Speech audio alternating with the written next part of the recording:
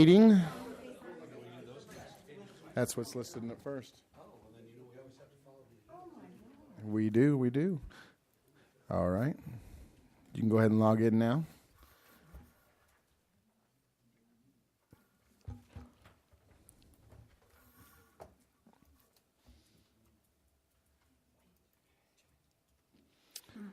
Okay, we call this meeting to order at 7:47. Is everybody in? Jose, are you able to get in? Okay, great. Let's move along.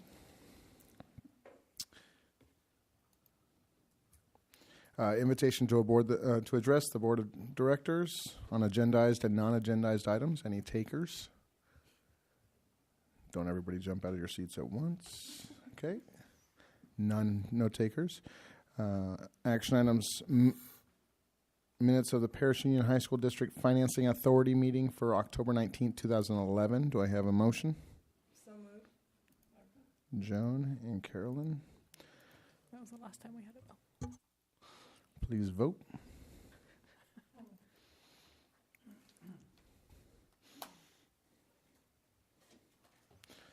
Okay. Action items. Business resolution number JPA 01:14-15, adoption of resolution to issue and sell Paris Union High School District Financing Authority 2015 revenue bonds. Resolution of the Board of Directors. The Board of Directors of the Paris Union High School District Financing Authority authorizing and directing the issuance, sale, and delivery of not to exceed $57 million principal amount of Paris Union High School District Financing Authority 2015 revenue bonds. Do I have a motion? So moved. Second. You want some explanation? Yes, please. So at the last board meeting, Fred pinch hit for me. Do you like my sports analogy, Dr. Greenberg? And I had to leave unexpectedly, but gave you an overview of what we were hoping to accomplish with these 2015 revenue bonds. I have some of the members of our finance team here. Scott Smith, our financial advisor, Fred Good, and Hector Gonzalez, who you all know, and then, of course, myself.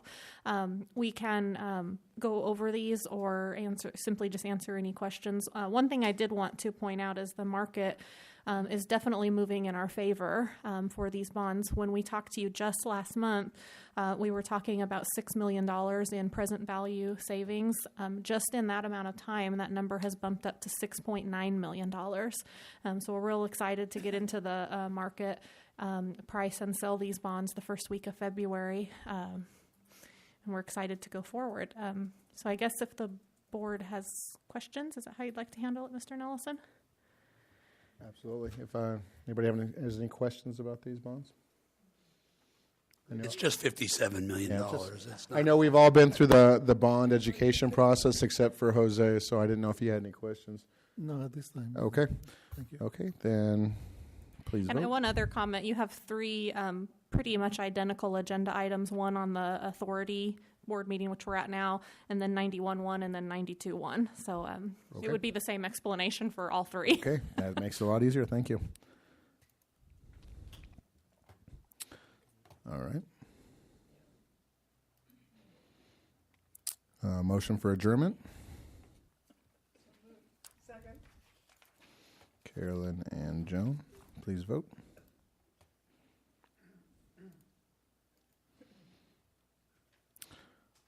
Okay. All right. Meeting is ending at 7:51. Let's get the next one started.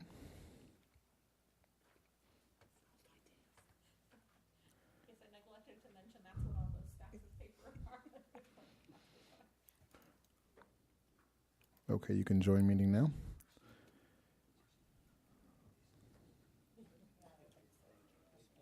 Everybody in? Okay, this is a call to order at 7:52.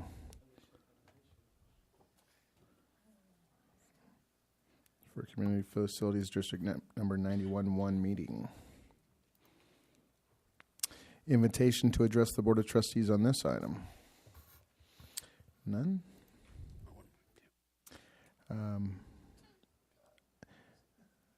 Approving the minutes of the Paris Union High School District Legislative Body of the Community Facilities District Number 91-1 Special Board Meeting of July 16, 2014. Do I have a motion?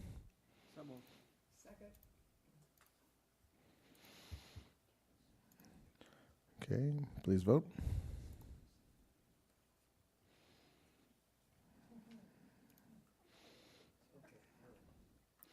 Okay.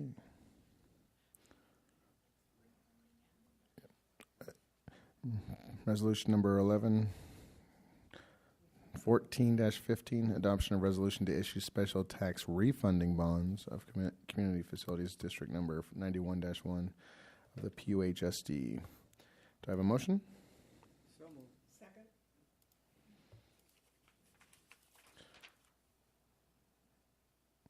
Okay, please vote.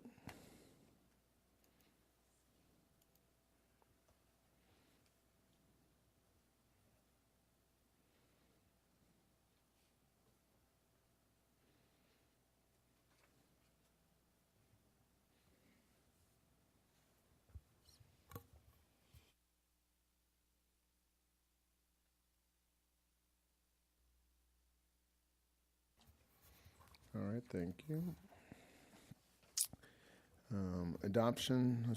Resolution number 14-5, adoption of resolution of the Board of Trustees of the PUHSD acting as the legislative body of its Community Facilities District Number 91-1. Do I have a motion? So moved. Second. Almost had Jose on that one. Okay. Please vote. He'll get into the swing of things, I guarantee. All right. Motion for adjournment. This is your chance, Jose. I make a motion. There we go. Second. Okay, please vote.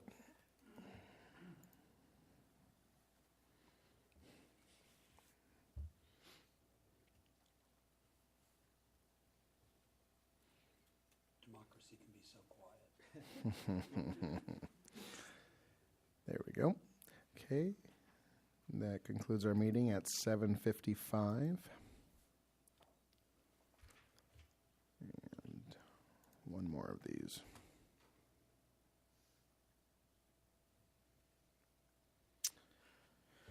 Okay. Meeting on Community Facilities District 92-1. You may log in now. Calling to order at 7:56. No meetings. It's there. It's up. Refresh. Oh, okay. There you go. Okay. Invitation to address the Board of Trustees on this item. No takers. Okay. Action item to approve the minutes of the PUHSD Legislative Body of the Community Facilities District Number 92-1 Special Board Meeting of July 16, 2014. Do I have a motion? So moved. Second. Please vote.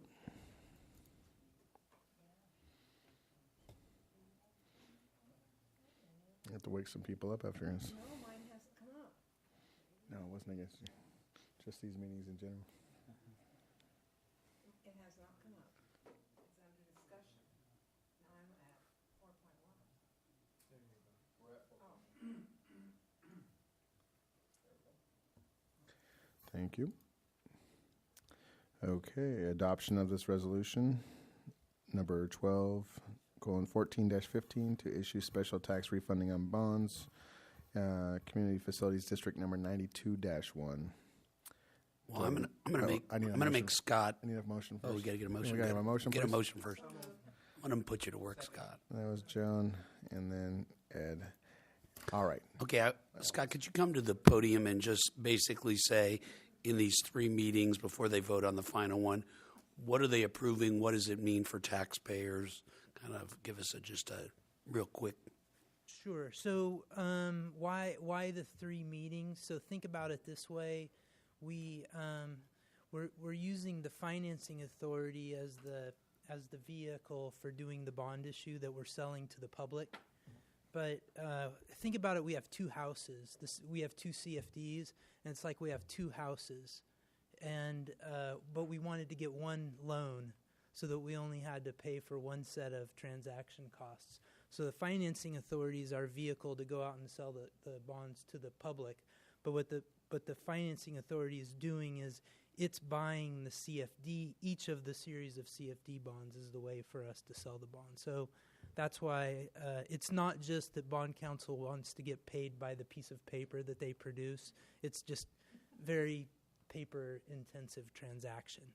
So then for each of these CFDs, our houses are very different items. So we have one CFD that's located in Paris that's only about 350 units and 2 apartment complexes. So that component of our transaction, the CFD bonds, are fairly small. It's roughly $10 million. And then we have and that was formed through an agreement with a couple of developers way back in the early 90s. And then we have this monster called CFD 92-1, which was a bond, which was done as an election way back in the early 90s, and now has grown to 17,000 taxable parcels. So a lot more taxable parcels. They have a much smaller tax that they pay, and we're also constrained by the amount of bonds we can issue for that CFD. And that component's about, we think is about $40 million of bonds that we'll issue.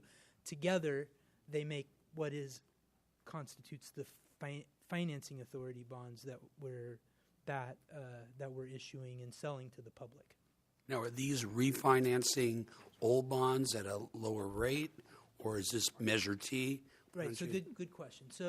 So in each case, we're doing something a little bit different based on what we are authorized to do when the CFDs were formed way back in the 90s. So CFD 91-1 has this high, although it's very small in terms of the number of parcels that we're taxing in the district.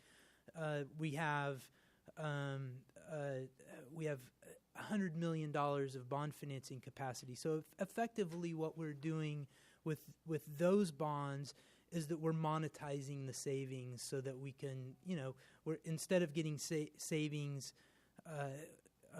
that would accrue to the district to use on a pay-as-you-go basis, we're monetizing it so that we've got a little bit of money that we can use for facilities, and it's a modest amount.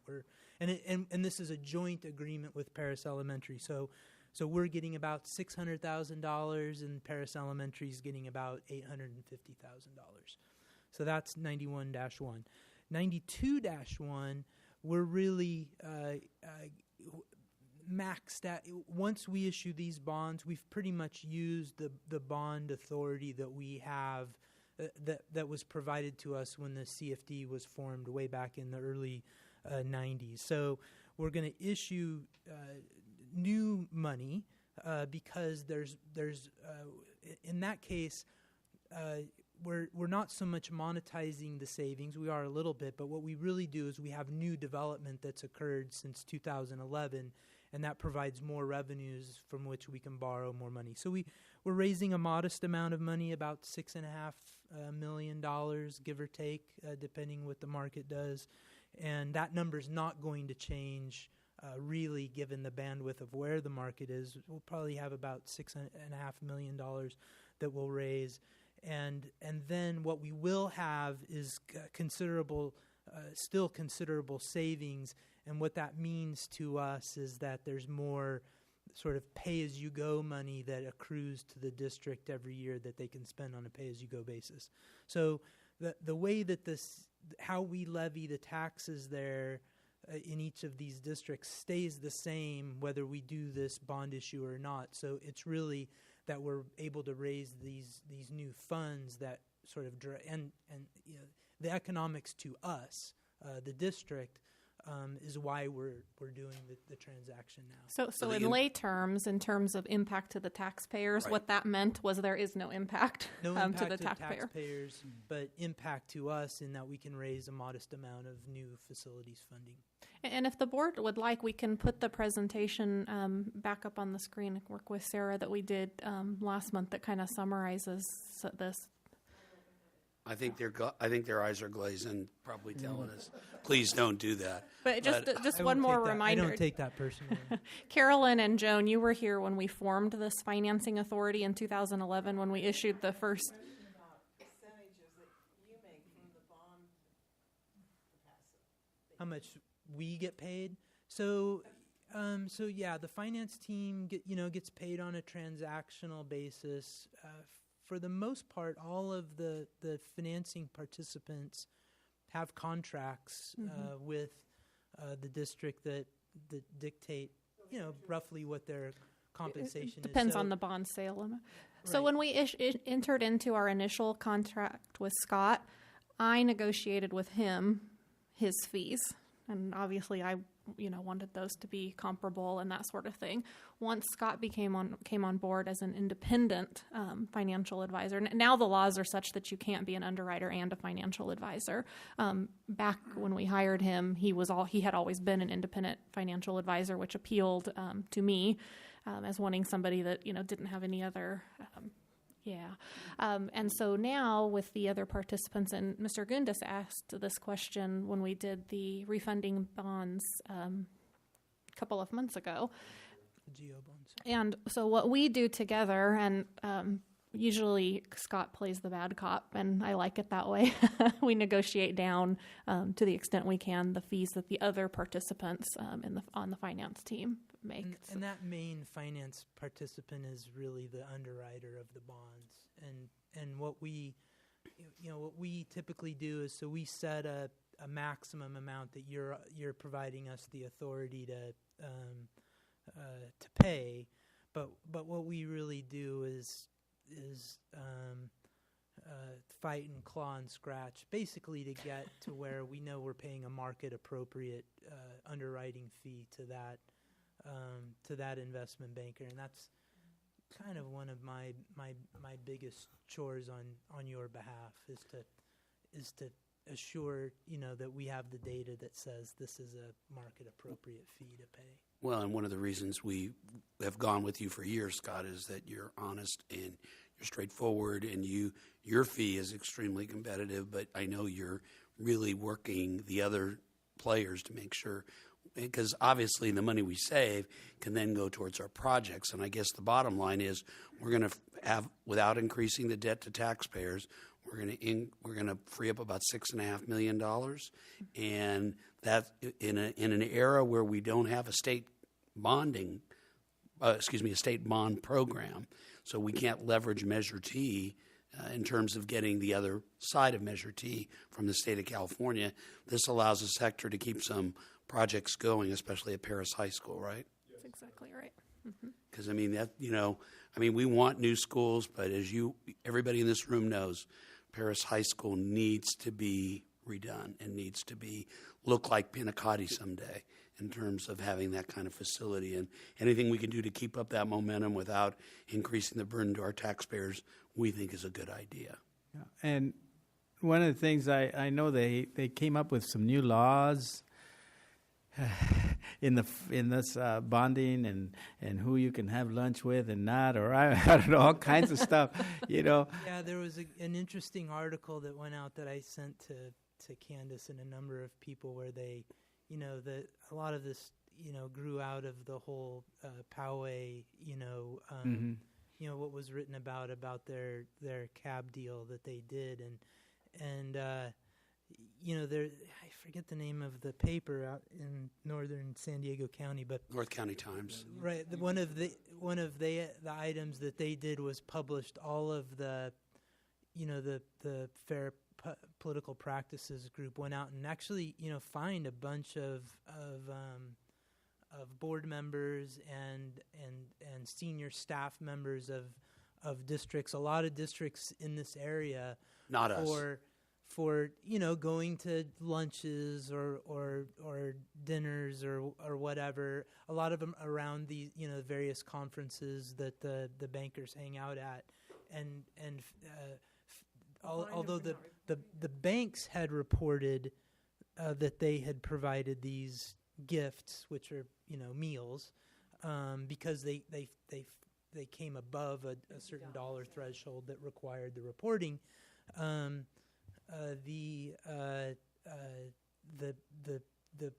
different staff people and the electeds did not do their own reporting, and so this was a case of really the investment bankers did what they were supposed to do. It was the other folks who didn't do what they were supposed to do in terms of We're all reporting. responsible. Lori keeps us on track to make sure we always file our forms. But I can tell you what, my team is trained. We know what the threshold is, and if you go over, you better report it because you're responsible for your own report. And right, and we report everything. So that's not where the problem is. The problem isn't reporting because you can have. I mean, I remember in Monterey. Last year, I went to dinner with a company that wanted to do business on the educational side of the house of the district. It's a great dinner. It was on the beach. I knew it was way more than $50. They gave me, I think it was $150. It was an expensive dinner, and it was great. It was informative. They don't do business with. They're not doing business with the district, so they didn't buy any influence because nobody can buy influence. You have to when people call and ask about. Gee, I want to get into the computer purchase game. Who do I talk to? And we always say, you talk to our purchasing agent. The superintendent, none of us get involved in that because we have a process that we follow. But I think what Scott's pointing out is some district and administrators, board members, et cetera, got in trouble because they didn't report. And And they maybe didn't even realize they had exceeded the threshold. But I think these are things that you should think about is when somebody's treating you to something is to get a sense of that. The big problem was then they were doing business with these people and these folks were charging like 9 times the regular rate or whatever, or they were paying 9 times what they should have been paying. The scale of the scale. The That's capital I'm glad. appreciation bond. Well, and one of the things we know districts that have bought technology and put them on long-term bonds, and you're not going to see us recommend that because technology, computers, cell phones, any technology, I mean, they last a couple years at the most. And so the only thing we're going to put on 30-year financing is infrastructure, concrete, things that legitimately are going to last and be effective for the term that the taxpayers. The reason I brought that up is, and I had called and to check, and she gave me the information, and I checked it out, and in this group, very reasonable, and because of all of this, I mean, people are charging an arm and leg for what? It's a turnkey thing, kind of thing, and I mean, it's already okay. It goes from here to here, and they want $100,000 for doing next to nothing, and we don't know. We're not expert in that field, and that's why we need a solid financial advisors. Yeah, I think that I think. And I'm talking about us as superintendents, and we that's somebody else's deal. And yeah, the transactions that I've worked on your behalf, you've paid very fair and reasonable fees to the various professionals that have been involved in those transactions. And I think but we did appreciate hearing that from you, Ed. And I think separate from that, as far as I think use your better judgment when people are, paying for things and ask, what. I think where these folks got in trouble is they didn't know necessarily the value of what the lunch was or whatever, and they never thought to ask, and so simply what happened was the banker reported it because they thought it was over their reporting threshold, and the parties didn't, and. Well, you actually, yeah, it's not a big fine. Worse is getting your name in the newspaper and the embarrassment that goes with it. But one of the things I have to tell you is, and I'm sure my colleagues outside the district wouldn't like me saying this, but the fact of the matter is, you look at the menu, and if you're ordering off the menu, you can see the price, and what things cost, and you can kind of look at the locale and know that if you're when we were in San Francisco at CSBA, we were all very, very careful that, we looked at what vendors, what kind of dinners they were offering and what it might appear to look like. And, we just remind them all that, paying for a dinner for a board member doesn't mean you're buying a vote. And And the system isn't meant to eliminate that from happening. It's just to make it transparent. Right. Right. It's just meant to make sure so the public can see it, that, if you did it, declare it. And of course, the only reason that the other side is some people say if you're hiding it, then maybe not only is it that you were afraid to report it, but also because the company has an insider track with the district. And that's the whole reason that PERB wants this to be as transparent as possible. Not PERB. Why did I say PERB? Gosh. Public Employment Relations Board? No. Fair Political Practices Commission, one of those commissions. Yep, thank you. That's fine. Any questions, comments, anything? Okay, please vote.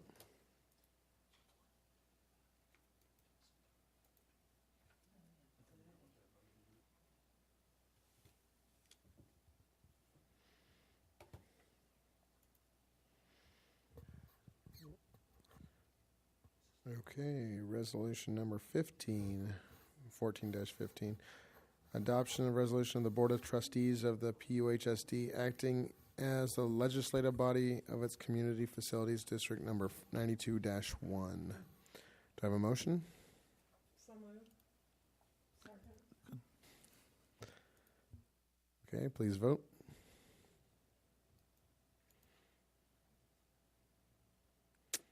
Okay. Motion for adjournment? Second. All right, please vote.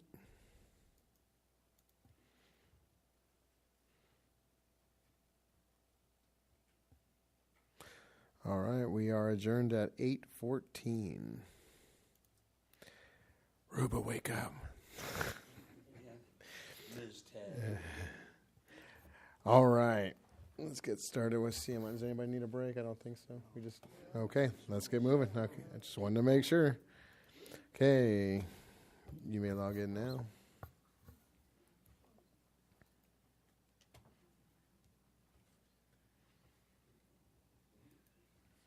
Okay. Call to order. This meeting is called to order 8:15. The invitation to address the Board of Trustees on closed session items only. No takers. Okay, do we need to adjourn to closed session? No, sir. Okay, good answer right there.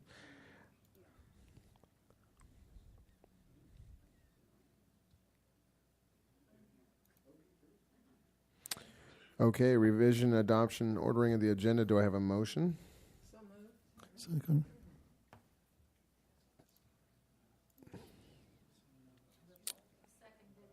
It's Carolyn. Okay, please vote.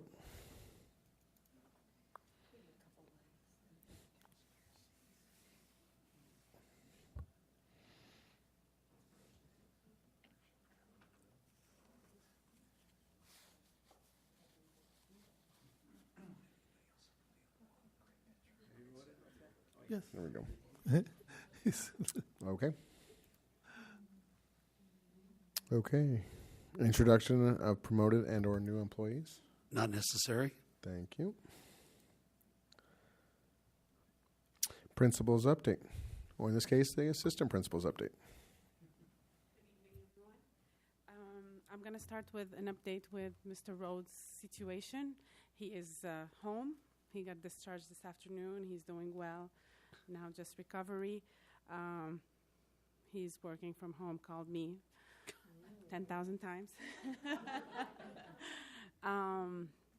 And he's doing well, so he's planning on coming maybe Friday or Monday. Oh, my gosh. He wants to, so I told him to stay home. But he's not listening to me, so we'll Well- see what I. Remind him that Ms. Davis is going to require a doctor's note. Okay. He cannot be on campus I will. until he's fully released. I told him just, stay on morphine, but he's not listening to me. I don't know why, but just give it to him. But I'll talk to his wife tomorrow. So Mr. Rhodes is doing fine. We are working on WASC. I met with the chair committee Tuesday. We had a meeting. He's very nice, very friendly, seems very well equipped for our WASC meet. We're finalizing the document. Everybody will be provided one, including, of course, board and cabinet members. You are all invited. You are all invited Sunday, March 8th, afternoon. Between 4 to 6, you'll get formal invitation once it's finalized. The committee would like to meet board members, anybody, you're all welcome. And then they'll be on campus March 9th, 10th. They'll do their report on Wednesday, the 11th, and we should be good to go. We are also LCAPing. Well, I try to make it fun. We're forming the committee. I have Mr. Valdovinos and Ms. Miller helping me with that task at this time. We're going to form a committee, and Ms. Chavez, our parent that we recognized earlier, will also be involved. She just doesn't know it yet. So that's pretty much it for the LCAP, WASC, Mr. Rhodes update. Everything else covered by Miguel, the student of the month, teacher of the month. I sent out surveys for next month, so we should be on a roll for that. I set up the dates for re-enrollment, the legacy, all of the above. They will be posted and, of course, submitted for approval. That's TMI's update. Any questions? Thank you, Ms. Tang. Thank you. Invitation to address the Board of Trustees on agendized and non-agendized items. Shane? Joe? Okay. Tanya, you sure? Okay. All right. Okay, consent calendar. Do I have a motion? So moved. Second. All right, we got Jose. Woohoo! All right. Please vote.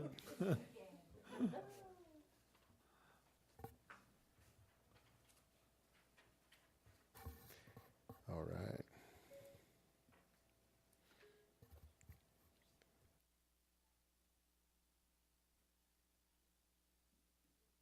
Okay, other items by the superintendent? None. Good answer. Other items by the Board of Trustees? Mr. Rouse? No. Ms. Twyman? Ms. Schooley? Mr. Agundez? None for me, thank you. And motion for adjournment. So moved. Carolyn, second. All right, please vote.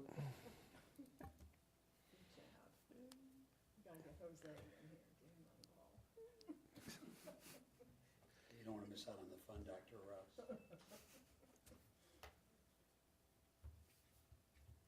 All right, we are ending the meeting at 8:21. Thank you. Thank you very much.